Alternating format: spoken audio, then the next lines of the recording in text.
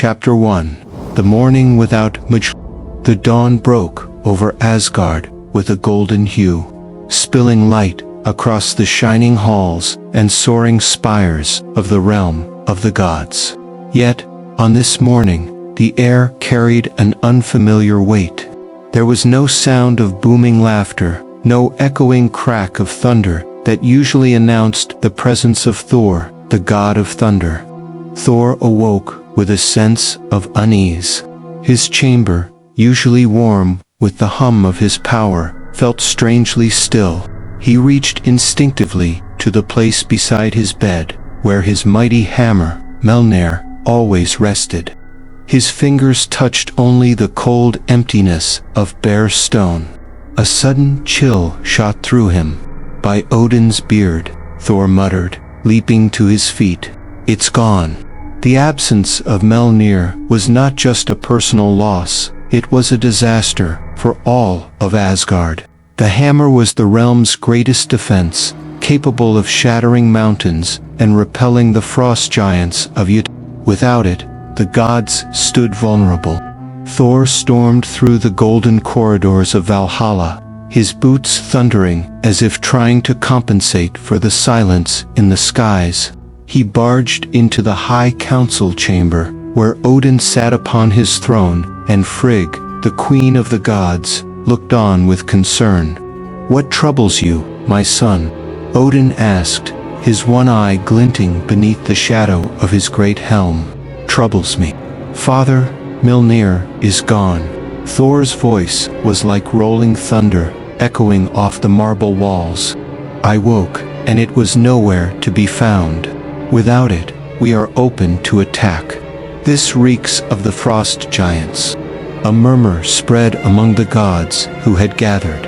Tyr frowned. Freya's eyes narrowed. Even Baldur, the ever-calm god of light, looked troubled. "If the frost giants have stolen Mjölnir," Freya said, "then they have grown bold indeed." Odin leaned forward. "This is no small theft. Whoever dares to take Mjölnir challenges the might of Asgard itself. We must act swiftly." Thor's fists clenched. "I will go to Jotun myself and tear down their icy walls if I must." But Odin raised a hand. "Not so fast. We must be certain of the thief before you rush into battle. This requires cunning, and there is one among us who has it in abundance."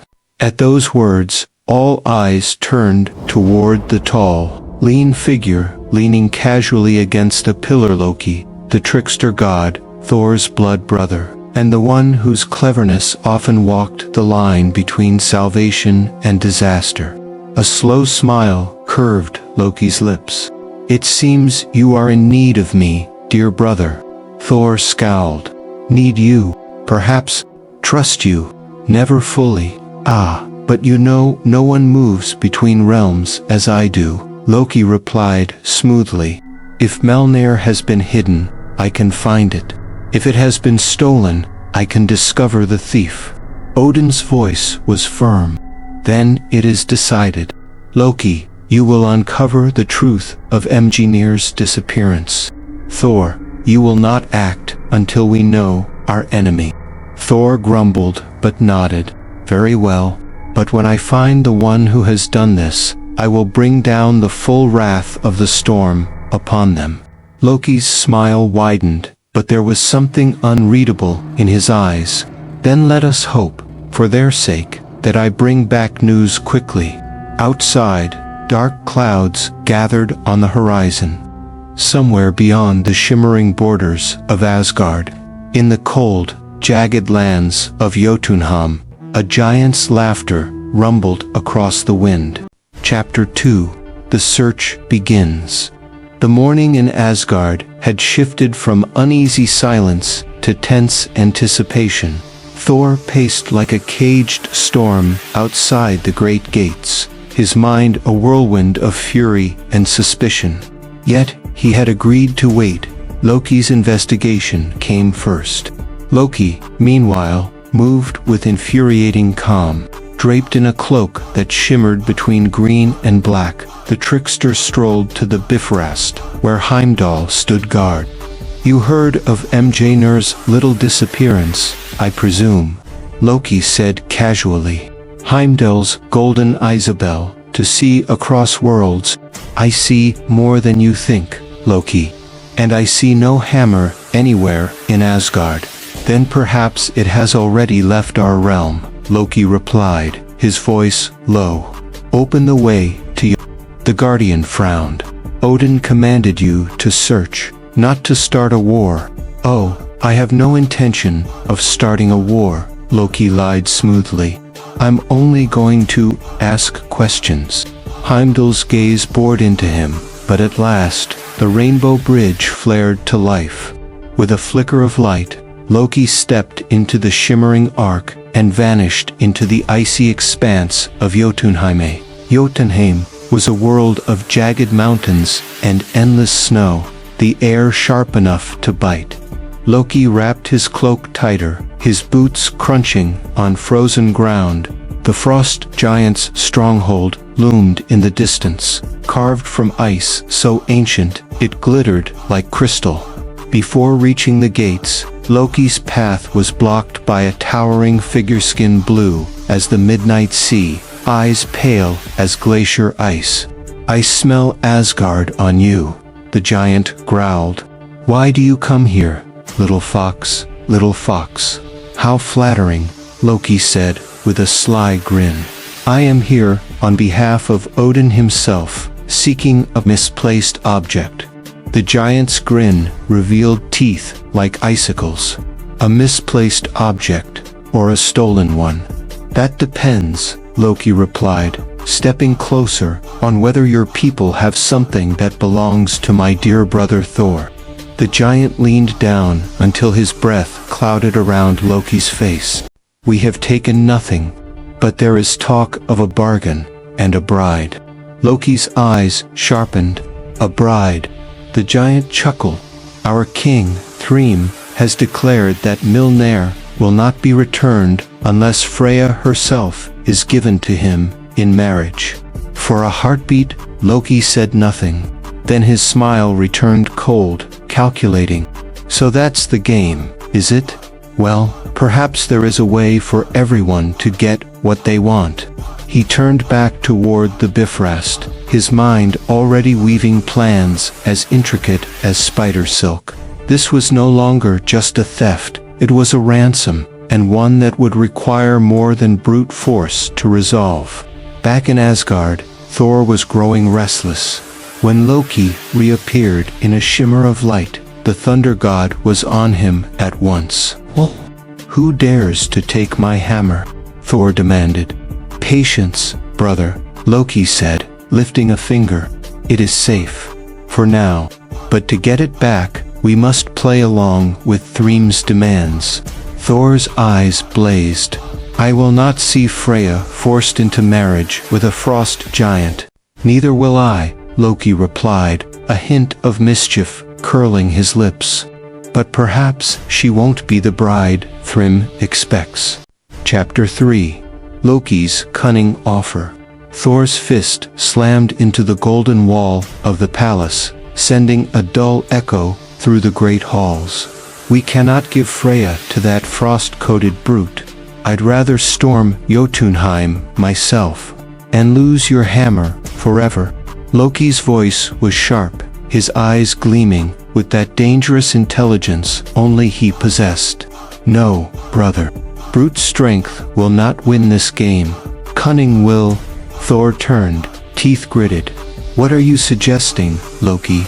Loki stepped closer, lowering his voice as if the walls themselves might be listening.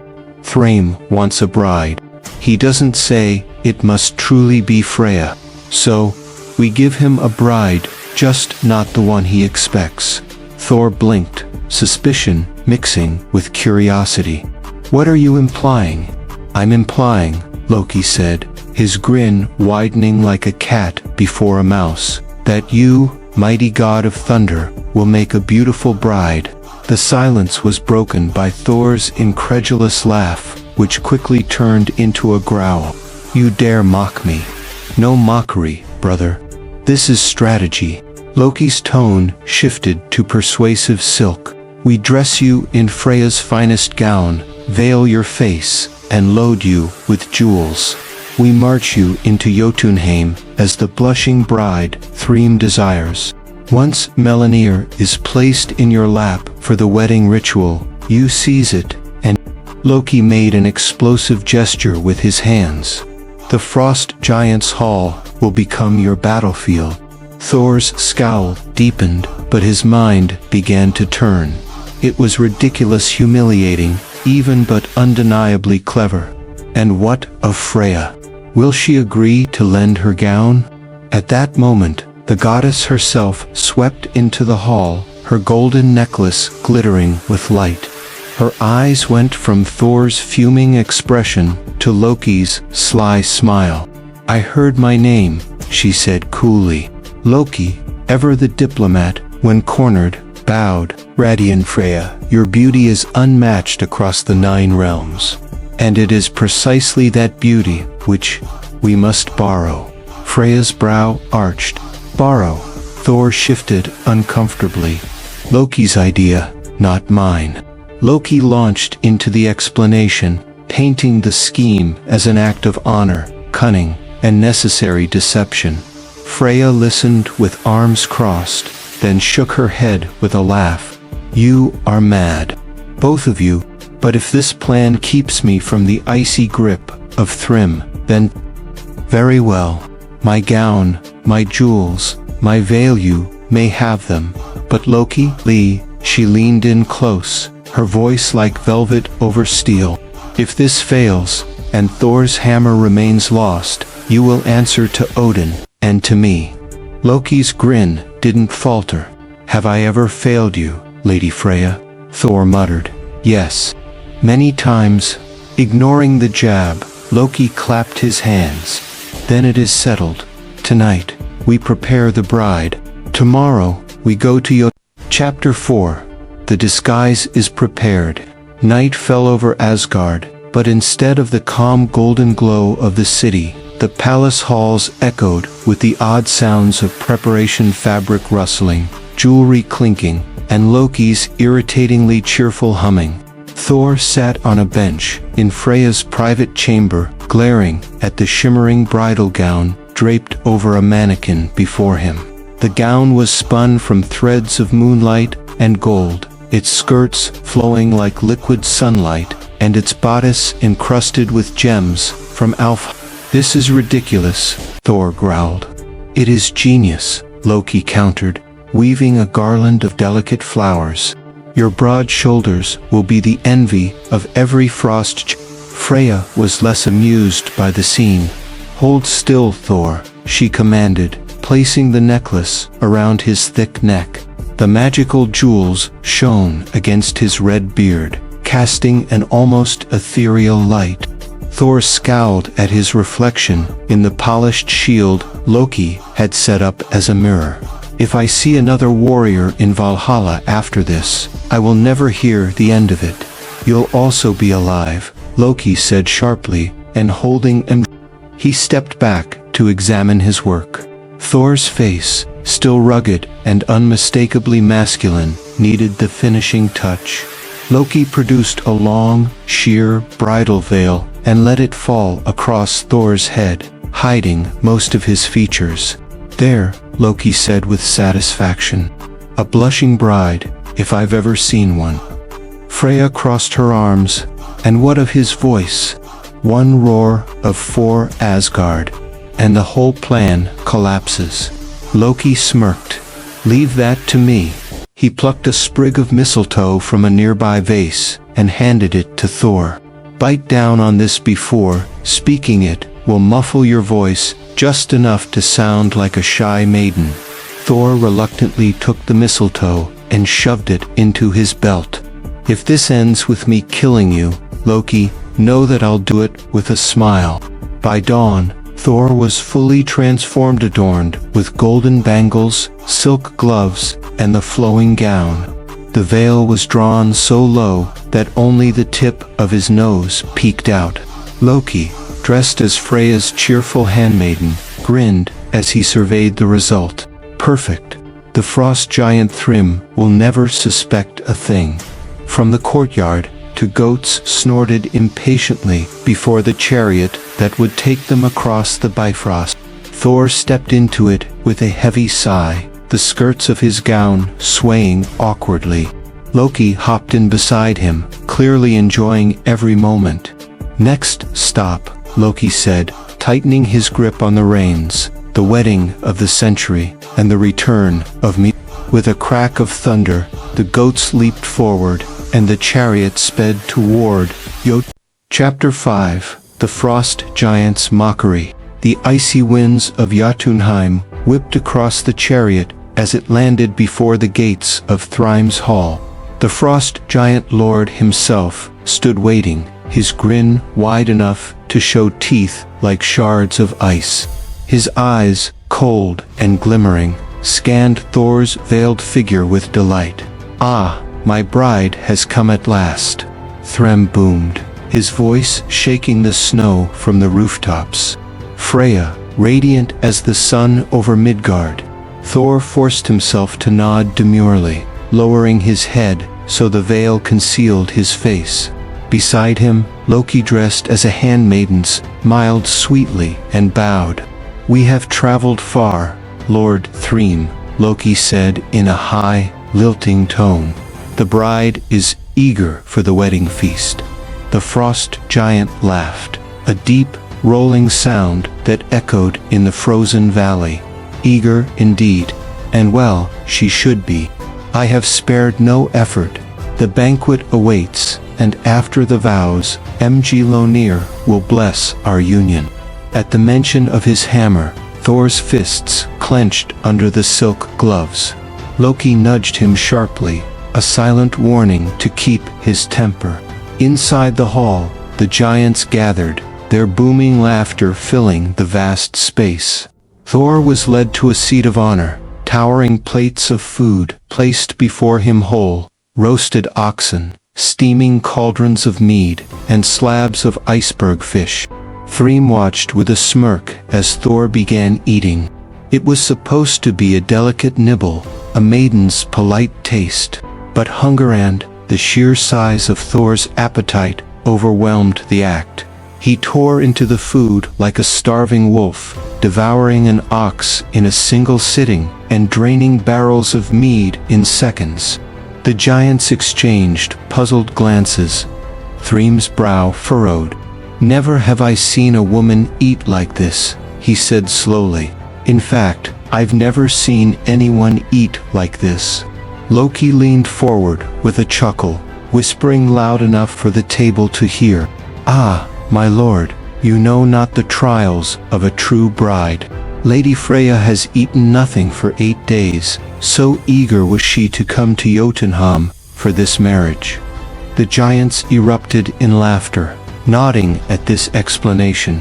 Thrym relaxed again, though a glint of curiosity remained in his gaze. The feast continued, but Thrym was not done testing his bride. He leaned forward, his icy breath curling under Thor's veil. "Tell me, Freya, why do your eyes gleam so fiercely? They are like burning embers in the night." Thor froze, the mistletoe in his belt forgotten. His blue eyes blazed with the rage of a storm. Without missing a beat, Loki smiled sweetly. "Ah, my lord, you must forgive her gaze. She has not slept in 8 nights, so deep was her longing to be here." Thrym laughed again, appeased by the explanation. Around them, the giants roared with cheer, their suspicions dulled by food and drink. But beneath the veil, Thor's mind burned with a single thought. Soon, the hammer would be his, again, then Thrym's mocking smile would be the last thing he ever saw. Chapter 6. The Wedding Feast. The long tables of Thrym's hall groaned beneath the weight of food and drink, the air thick with the smell of roasted meat, spiced mead, and the musky scent of Frost Giant perfume and odor somewhere between pine tar and glacier moss. The giants raised their horns high, their voices booming with toasts to the happy couple.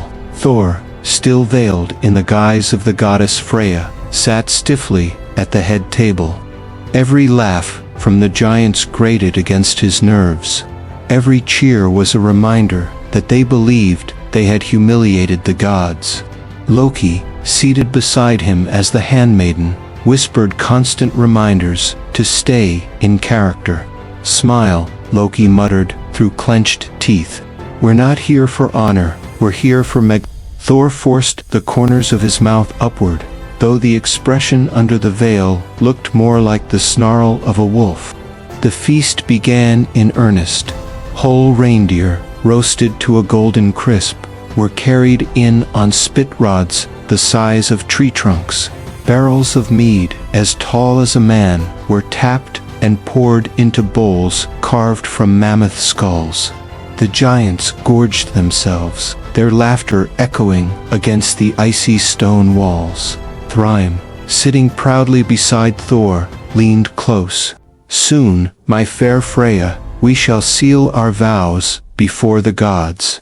And to honor our union, I will bring forth Mjölnir to bless the marriage." At that, Thor's heart surged. His hammer was here, somewhere in this hall. Loki's plan was working. But the moments stretched, and the giants began their drunken games, arm wrestling, hurling boulders across the hall, and singing ancient songs of Thor, eager to keep the ruse intact, accepted every plate set before him.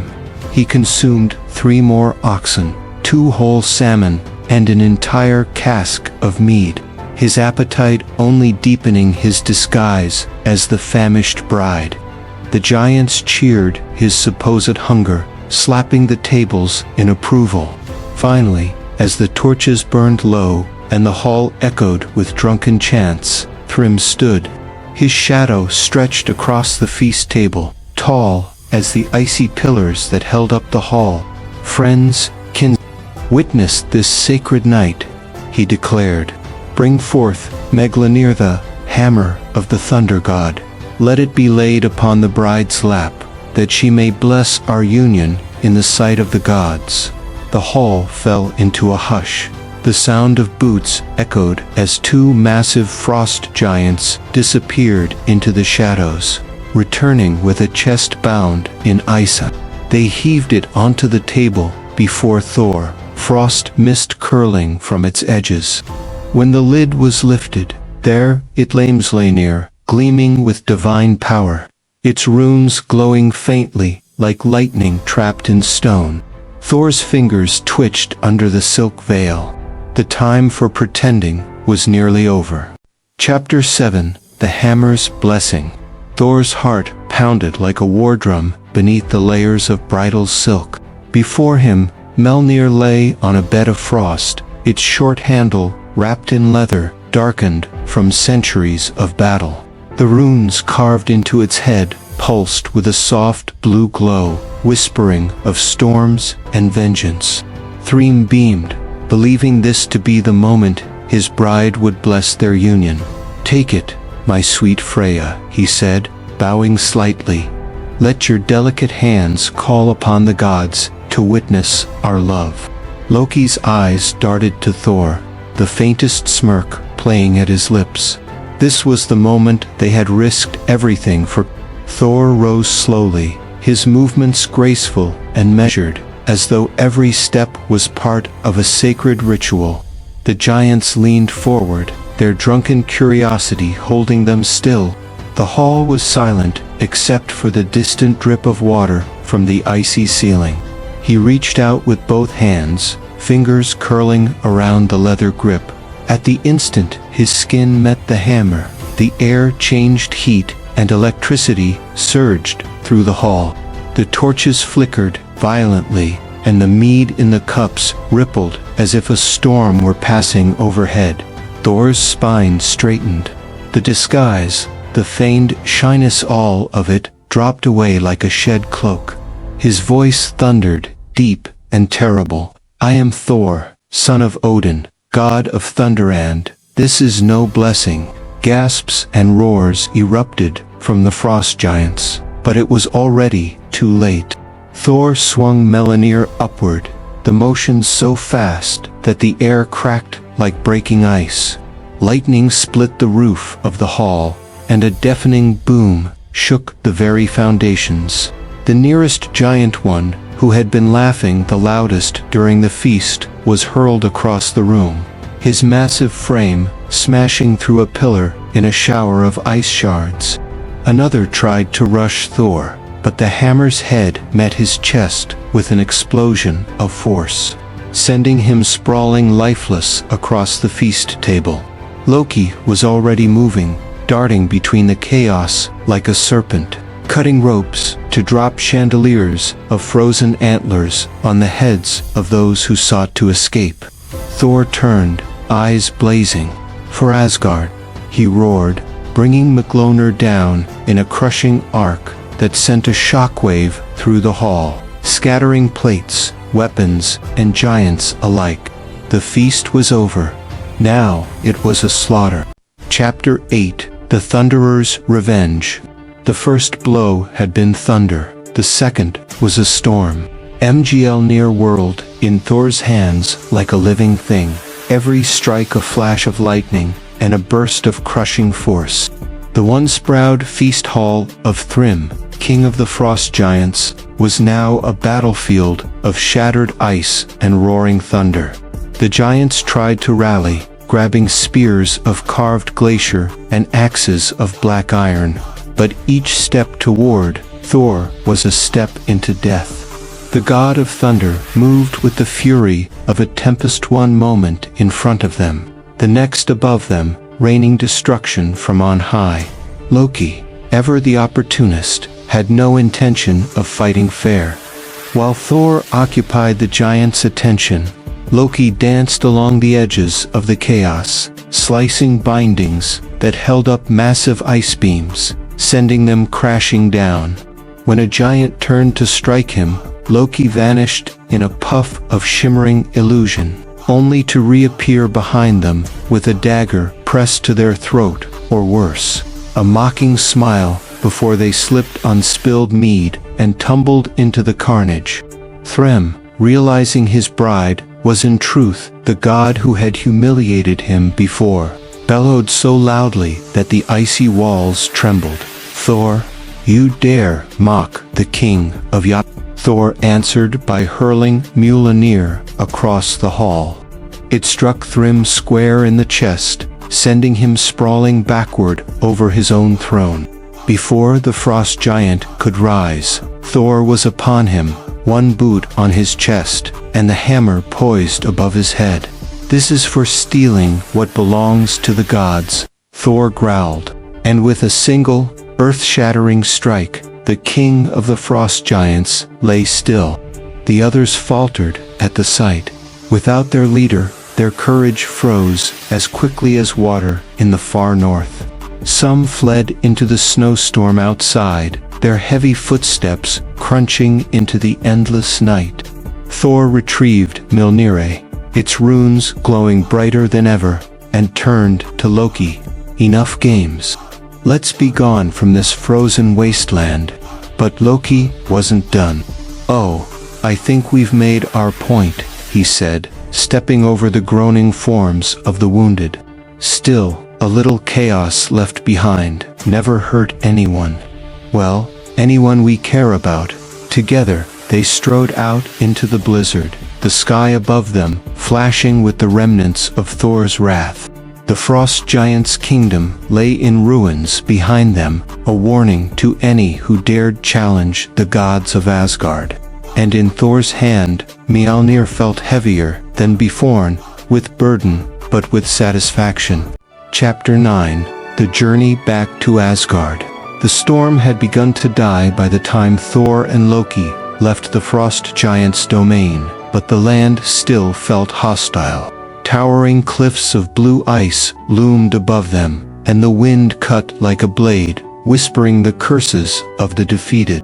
Thor walked at the front, Mjölnir swinging loosely at his side. The battle had drained him, but his heart was light. Every step toward Asgard was a step toward home and toward the mead hall, where tales of victory would soon echo for all to hear. Loki, on the other hand, seemed more interested in the spoils of war. His pockets bulged with pilfered treasures, shards of enchanted ice, a frost giant's silver drinking horn, and a ring that seemed to drip with mist. He grinned to himself, no doubt plotting some profitable mischief once they returned. They crossed the frozen bridge that marked the border between Jotunheim and the realms beyond. Behind them, the jagged peaks faded into the storm. Ahead lay the shimmering expanse of Bifrost, the rainbow bridge that would carry them home. As they approached Heimdall's watchtower, the Guardian's golden eyes widened. Thor, Loki, by the Norns, I thought the Frost Giants had taken you both. They tried, Thor replied with a grin, hefting Mjölnir.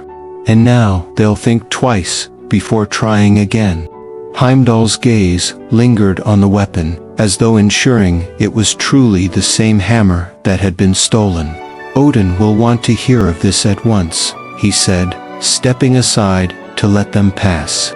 The moment they set foot in Asgard, the air seemed warmer, the light richer. Golden spires rose to meet the sky, and the scent of roasting meat drifted from the feasting halls. Word of their return spread quickly. By the time they reached the gates, a crowd had gathered, cheering and calling Thor's name. Children ran alongside him, eyes wide as they gazed at Mjölnir. Warriors clapped him on the shoulder, and even the Allfather's ravens, Hugin and Mjölnir, circled overhead, croaking their approval. Loki soaked in the attention just as eagerly. And let us not forget who made all this possible. He reminded anyone who would listen.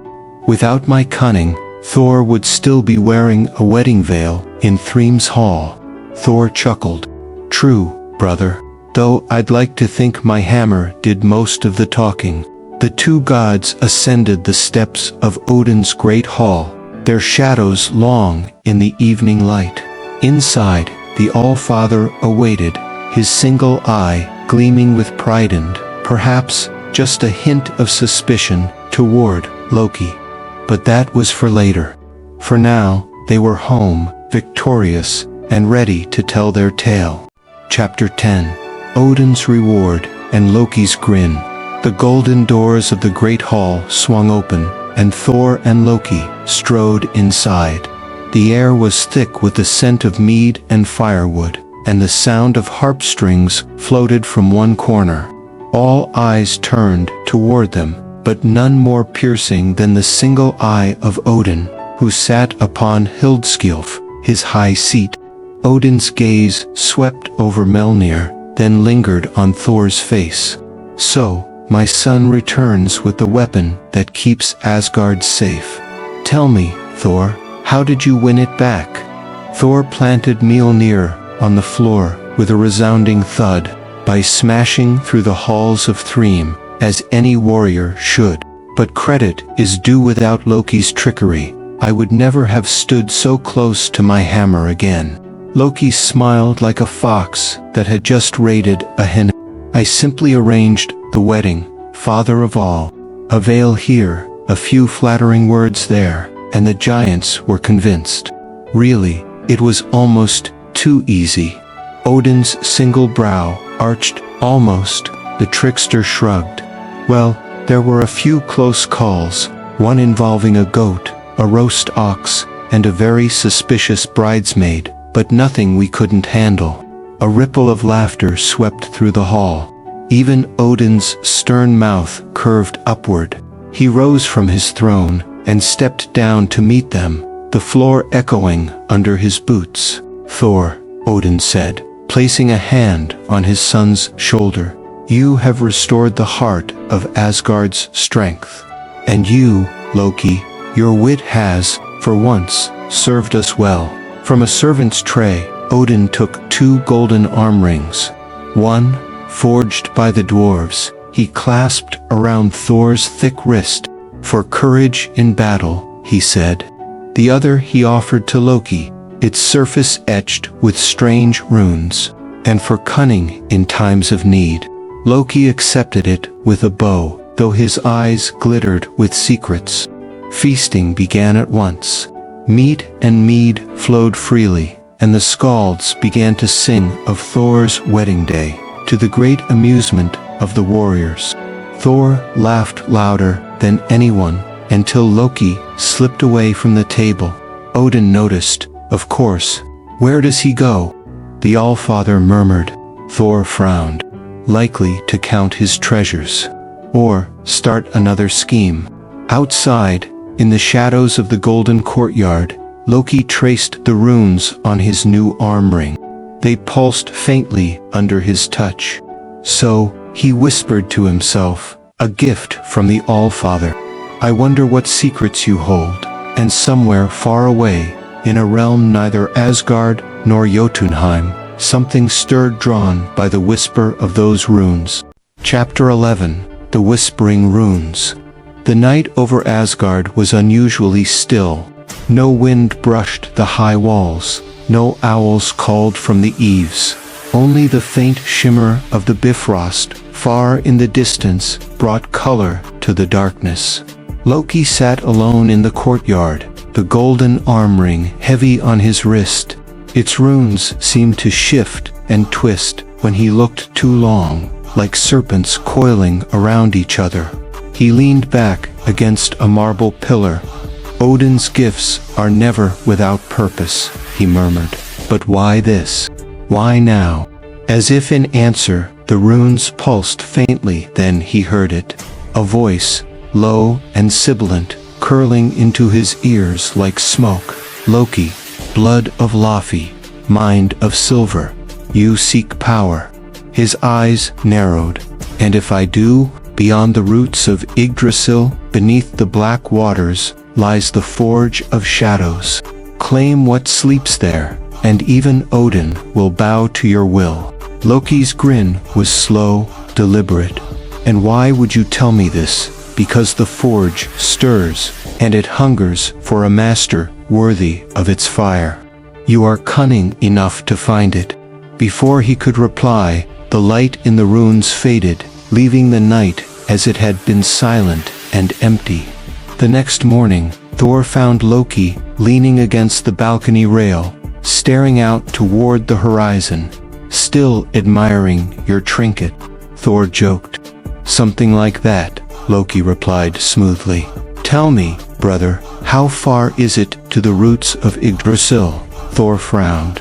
"Farther than you'd care to travel, and filled with things even you wouldn't jest with." Loki chuckled. "Oh, I'd never jest with them, Thor. I'd bargain." Later, in the Hall of Maps, Loki studied the realms with a careful eye. His fingers traced the space between Asgard and the deep shadows beneath Niflheim. A path was forming in his mind, a dangerous one, but full of promise. What Loki did not know was that the Whispering Runes had not only spoken to him. Far across the 9 realms, an ancient power felt his interest and was already waiting.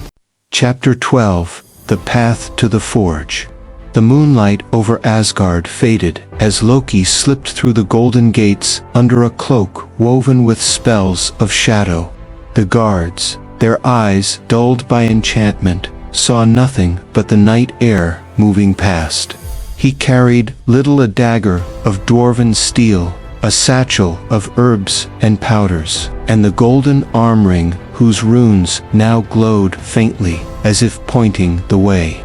The journey began with the Bifrost, though not in the way Heimdall would approve. Loki whispered to the runes, and a sliver of light unfolded in the air before him, an unguarded bridge, invisible to mortal or god, unless they knew the secret word. He stepped through. The air on the other side was thick, bitterly cold. He had arrived at the edge of Niflheim, where frost crystals clung to the bones of giants long dead. The silence here was absolute, broken only by the crunch of his boots on the frozen ground. "This is the first gate," the runes whispered. "Beyond lies the Serpent's Veil."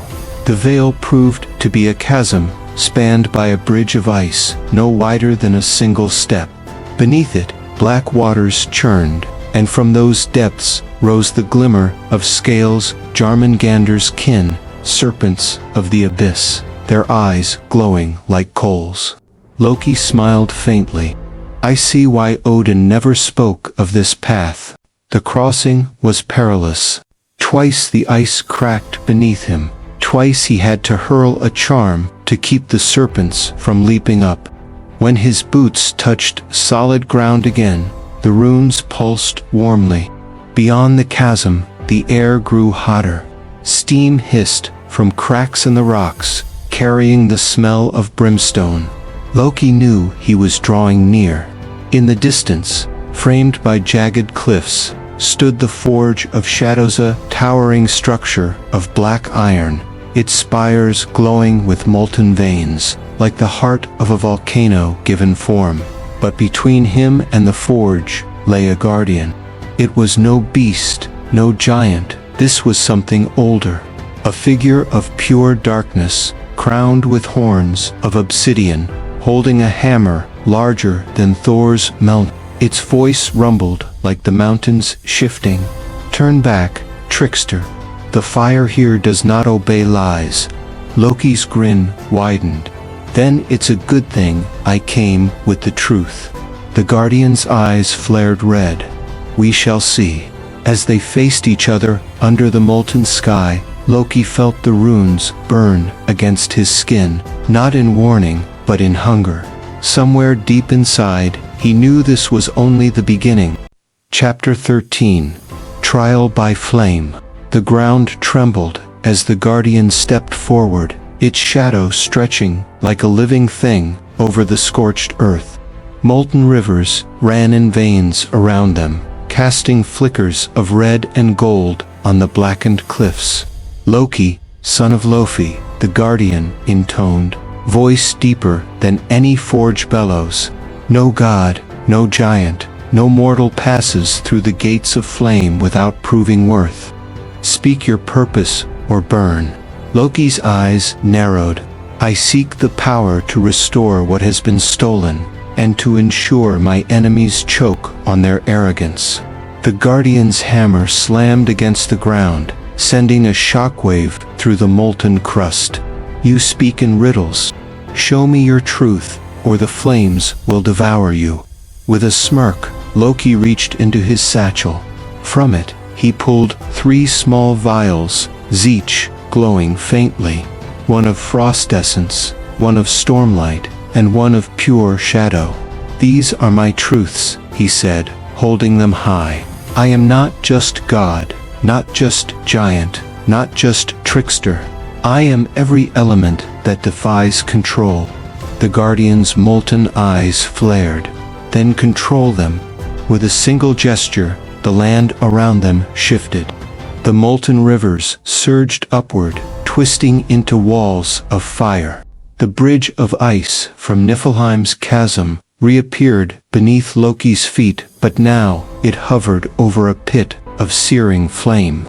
Above, the storm crackled, lightning ready to strike. The trial had begun. Loki balanced on the icy bridge, sweat beading his brow despite the frost underfoot. He tossed the frost vial into the flames below immediately. Towers of steam roared upward, clouding the air. Next came the stormlight. Lightning forked across the steam, blinding the guardian for a breath of a second. It was enough. Loki leaped from the bridge, dagger in hand, and landed at the guardian's side. But before he could strike, the figure caught the blade between 2 fingers, heat warping the steel. "Not yet, trickster," it rumbled. "You have fire in you, but it is not forged." The guardian struck the ground once more, and a molten door behind it swung open. Beyond lay the Forge of Shadows itself, its heart a swirling core of black fire. "Enter," the guardian said. "If you survive the forge, you may claim its gift. If you fail, you will become part of it." Loki gave a slow, dangerous smile. "Sounds like my kind of bargain." And without hesitation, he stepped inside. Chapter 1 For the Forge of Shadows. The moment Loki crossed the threshold, the air changed. It was heavier, older, like the breath of a god, long dead, yet still watching. The walls of the forge were not stone, but metal so dark, it seemed to swallow the light. Veins of molten fire pulsed through it, giving the illusion that the entire chamber was alive, its heart beating slowly in the center. That heart was the Forge of Shadows. It towered like an altar, shaped from obsidian and ember. Flames licked at its edges, but the fire was not red or gold, it was black, shimmering like oil on water, each flicker bending the light around it. A voice rose from the darkness, not from any figure, but from the forge itself. "Who dares claim the Shadowfire?" Loki stepped forward, his eyes reflecting the black flame. "I do. Loki, son of Laufey, blood of giants, wit of gods. I have crossed frost, storm, and fire. I have faced the Guardian. I am worthy." The forge seemed to laugh, the sound like cracking metal. "Worthy. All who enter speak that word. Few leave to speak it again." The black flames surged, curling into the shape of beasts, wolves with ember eyes, serpents with molten fangs, ravens with wings of smoke. They circled Loki, hissing and snapping. "You must forge, not steal, but yourself," the voice intoned. "Only one who can shape their own essence may wield Loki's grin widened. "Then let's see how sharp I can make myself." He approached the anvil at the center of the forge. Upon it lay a lump of unshaped metal, black as the night between worlds. Instinct told him this was the vessel for the but it could not be shaped with any hammer in sight. Instead, the black flame itself leaped toward him. It didn't burn like normal fire, it seared deeper into thought, memory, and soul. Visions tore through him. He saw Odin, smug on his throne. He saw Thor, laughing in victory. He saw himself mocked, bound, forgotten. Rage surged, but the forge whispered. "Rage alone shatters the blade. Temper it with cunning." Loki drew on his trickster's mind, weaving fury with cold calculation. Slowly, he shaped the metal not with his hands, but with his will. Each strike of thought against the metal rang through the chamber like a war drum. Finally, the blade emerged, the slender dagger, its edge a line of shifting shadow, its hilt bound in frost and fire. The forge's voice rumbled once more. "You have forged the it cuts not flesh, but fate." Loki's eyes gleamed. Then fate had better watch its back. The flames receded, the beasts dissolved into smoke, and the chamber fell silent. The path out of the forge appeared before him, leading deeper into the unknown. He stepped forward, Veilfang in hand, knowing the next part of his journey would be bloodier and far more dangerous. Chapter 15 Return to the Frost Giant's Hall. The Veilfang was cold in Loki's hand, not the chill of ice, but the cold of inevitability. The shadows clung to its blade, refusing to be banished by the faint light filtering into the cavern. Each step Loki took echoed with a promise someone's fate was about to be rewritten. He emerged from the Forge of Shadows into the biting air of The wind was harsher now, as if the land itself sensed what he carried. Overhead, jagged peaks tore at the clouds, and the frost-coated ground crunched under his boots. Ahead, the Frost Giant's Hall rose like a fortress carved from the bones of mountains. Its massive gates, rimmed with ice, thicker than tree trunks, were guarded by 2 sentinels each, towering twice Loki's height, their breath misting in the frigid air. As Loki approached, the guards crossed their spears. "No one enters without the consent of King Thrym," one growled, his voice like cracking glaciers. Loki smiled faintly, the kind of smile that promised trouble. "Oh, I have his consent. He just doesn't know it yet." Before the guards could react, the Veilfang's edge whispered through the air. It did not slice their flesh, but both giants staggered, eyes clouding with sudden confusion. In their minds, the memory of guarding the gates dissolved, replaced with a belief that Loki was already welcome. They stepped aside, without another word. Inside, the hall was a realm of frozen opulence. Pillars of ice caught the torchlight, scattering it into shards that danced across the ceiling. Tables groaned under the weight of roasted meats and overflowing horns of mead. Frost giants laughed, drank, and slammed their fists on the tables in drunken challenge. At the far end, on a throne of blue crystal, sat King Thrym's beard, long and white, his eyes pale as winter storms. He wore the pelt of a slain frost dragon and a crown carved from glacial rock. The moment Thrym saw Loki, he leaned forward, a sneer curling his lips. "The trickster returns. Did the Forge of Shadows send you back empty-handed?" Loki stepped into the center of the hall, the Veilfang hidden beneath his cloak. "On the contrary, I have returned with exactly what I sought." A murmur ran through the giants. Thrym's eyes narrowed. "And why should I believe you?" Loki's smile deepened. "Because I bring an offer, one that could turn the balance of the 9 realms." The Frost Giant King laughed, a sound like an avalanche breaking loose. "Speak, then, before I tire of your riddles." Slowly, deliberately, Loki drew the veil. The shadows along its edge rippled like black water. Every giant in the hall fell silent. Even the torches seemed to dim.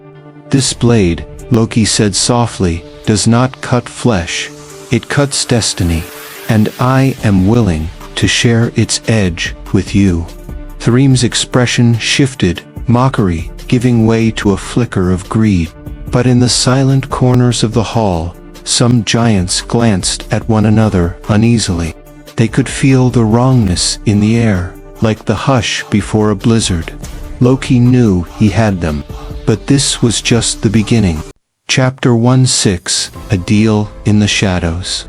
The air in the Frost Giants' hall had shifted. The laughter was gone. The mead horns rested untouched, all eyes fixed on the black blade in Loki's hand.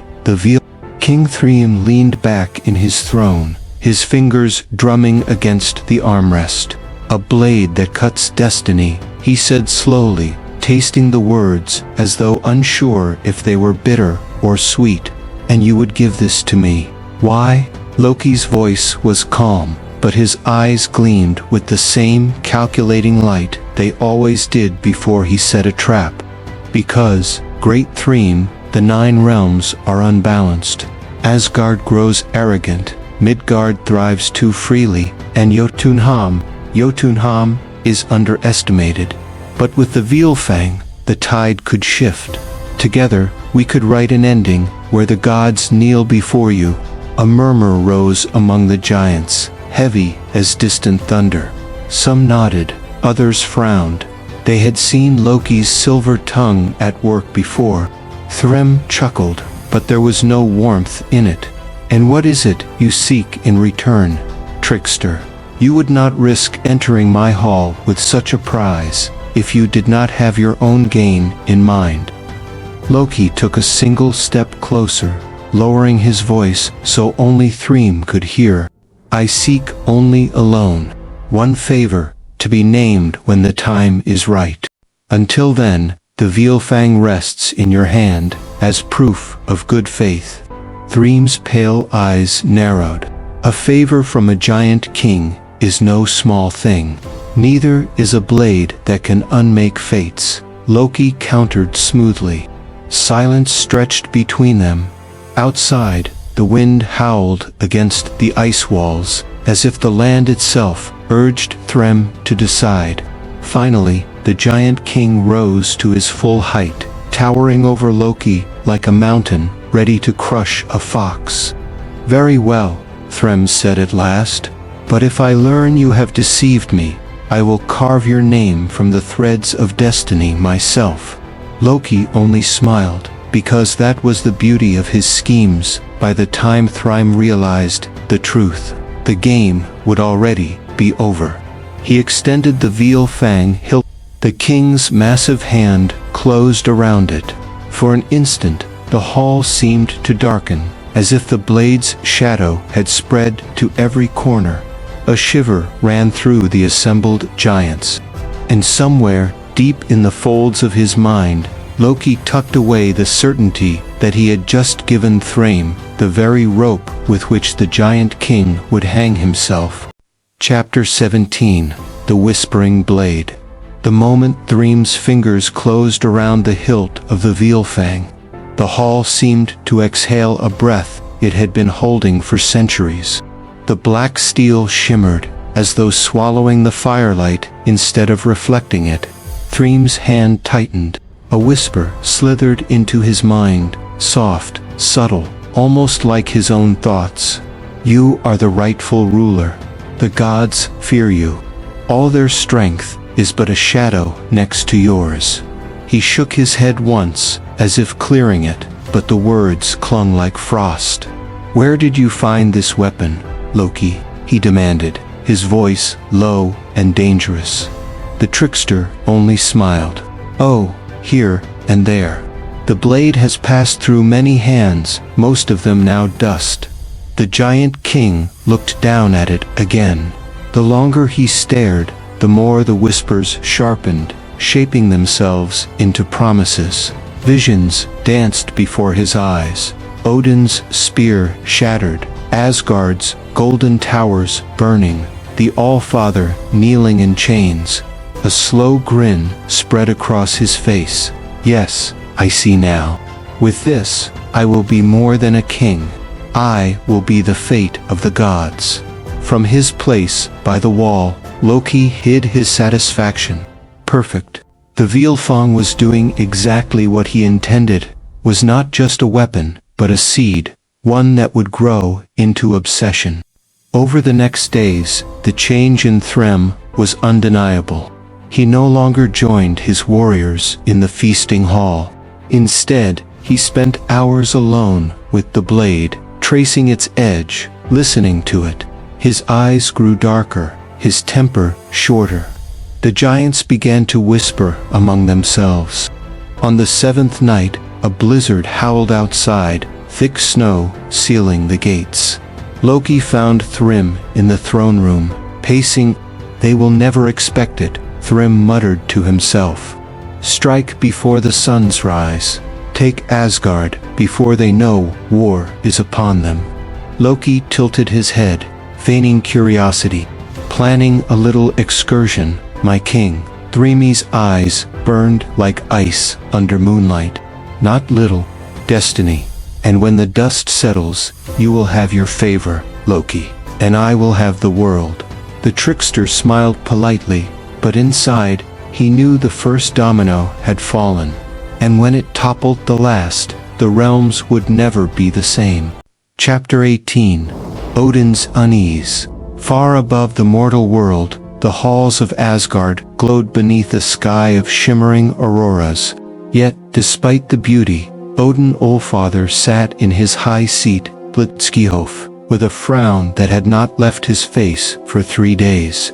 His single eye swept across the 9 realms, through the all-seeing sight the throne granted him. He saw the frost stretching deeper into Midgard than it should this time of year. He saw restless movements among the Jotnar in Jot, and he felt it like a pressure in the air, a silent drumbeat of fate drawing closer. "Father, Frigg's voice was soft as she entered the chamber, her white robes trailing behind her. You have not eaten, you have not slept. Odin's hand tightened on Gungnir, his spear. There is a shadow growing in the north. I cannot yet see its face, but I know its name, War. Frigg came closer, resting a hand on his shoulder. The Jotnar have always schemed. Why is this different? The Allfather's gaze darkened. Because this is not their doing alone. There is another hand guiding them. One that knows our weaknesses. At that moment, the great doors burst open, and Heimdall, guardian of the Bifrost, strode in. His golden eyes were wide. My king, he said, bowing quickly, the watchtower's horn has heard whispers carried by the wind. The name Vilfang is being spoken in your... Odin's head snapped toward him. The word was heavy in his mouth, as though carved from old stone. That blade was lost before the first stones of Asgard were laid. Frigg's fingers tightened on his arm. What is it? A weapon forged not to kill, but to corrupt, Odin said grimly. It does not serve the hand that wields it. It makes the hand serve it. He rose from his throne in one swift motion. Prepare the ravens.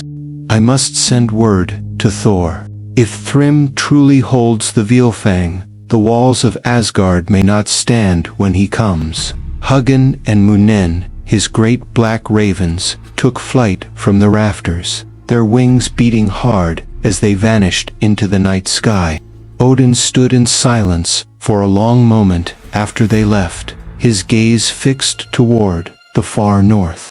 Somewhere beyond those icy peaks, destiny was shifting its weight, and Odin feared it was shifting in favor of his enemies.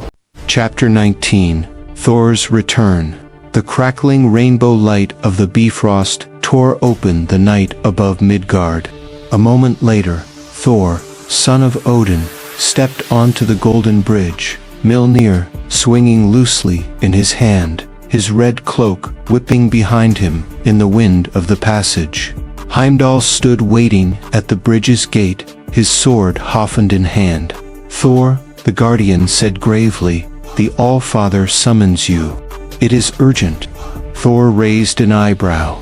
"Urgent enough to pull me from battle. I was in the middle of sending a dozen trolls back to whatever holes they crawled from." Heimdall's gaze did not waver. "It concerns Thrym, and something far older than you realize." Thor's smirk faded. Without another word, he strode past the gate into the heart of Asgard. The streets were quiet to quiet. Even the golden halls seemed dimmer, as though a cloud had passed over the sun. Inside the throne room, Odin sat upon Lidskjalf, the spear Gungnir, across his knees. Frigg was by his side, and both looked more troubled than Thor had ever seen them. "You called for me, father," Thor said, planting Mjölnir's head on the floor. "What danger threatens us this time?" Odin's single eye locked on him. "Thrym has obtained the Thor frowned. "A sword. I have faced 100 swords. This one will be no different." "No," Odin said sharply. "This is no mere weapon. The Vilfang feeds on the will of its wielder until it bends them to its purpose. It was hidden away before the First Age, because it cannot be destroyed, only imprisoned." Frigg's voice was soft but steady, and now it has found its way into the hands of the Frost King. Thor's grip tightened on Mjölnir. "Then I will take it from him and lock it away again." Odin shook his head. "It will not be so simple. The sword will resist you. It will turn friend against friend if it can. Even you, my son, are not beyond its reach." A moment of silence stretched between them before Thor finally said, "Then I will bring warriors I can trust. Let me gather Sif, Baldur, and even Loki, if he can be convinced. We will strike before Thrym grows too bold." Odin hesitated. Loki will have his own game to play, as always. But perhaps his cunning is what we need. Thor turned toward the door, already planning the journey. Then I will find him. And when I return, I will have Thrym's head and his cursed blade in my hands. As the thunder god left the hall, Odin's gaze followed him with unease. Victory might be possible, but the All-Father knew too well that the Vilfang was not the kind of foe that could be defeated by strength alone. Chapter 20. Loki's Reluctant Alliance. Thor found Loki not in the taverns of Asgard, nor lurking in the shadowed halls of the palace, but sitting alone upon a jagged cliff overlooking the silver waters of Idun's Bay. The trickster god was tossing small stones into the waves, watching each one skip and vanish beneath the surface. "Thor," Loki said, without turning, "if you've come to lecture me about my absence during the troll skirmish, spare me. I had other matters to attend to." Thor crossed his arms. "I'm not here to talk about trolls. This is bigger. Thrym has the Loki's hand froze. Slowly, he turned his head, a smile playing at the corner of his mouth. Now that is interesting. Dangerous, but interesting. I'm not here for your games, Loki," Thor growled. "I need your cunning. The All-Father thinks we can't face Thrym without it." Loki stood, brushing the dust from his emerald tunic. "And why, dear brother, should I risk my skin for your crusade? What's in it for me?" "You mean besides saving Asgard from ruin?" Thor's eyes narrowed. "You owe me. Many times over." Loki chuckled. "Ah, yes, debts. I seem to recall a few I could claim against you, as well." He paced slowly. "Still, that blade, and I have a bit of history. I know things about it that Odin will not tell you." Thor stepped closer. "Then speak." But Loki only smiled wider. "Not here. Not now. Bring Sif and Baldur to the Hall of Echoes at moonrise. I'll give you the truth there, but only if you agree to my terms." "And those are?" Thor demanded.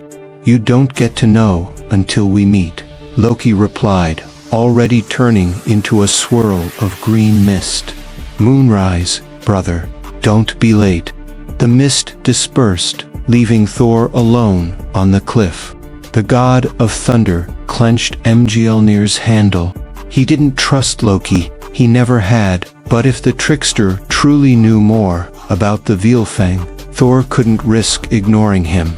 As the sun sank and the shadows stretched over Asgard, Thor realized the coming night might decide far more than just the fate of a weapon. It might decide the fate of the 9 realms.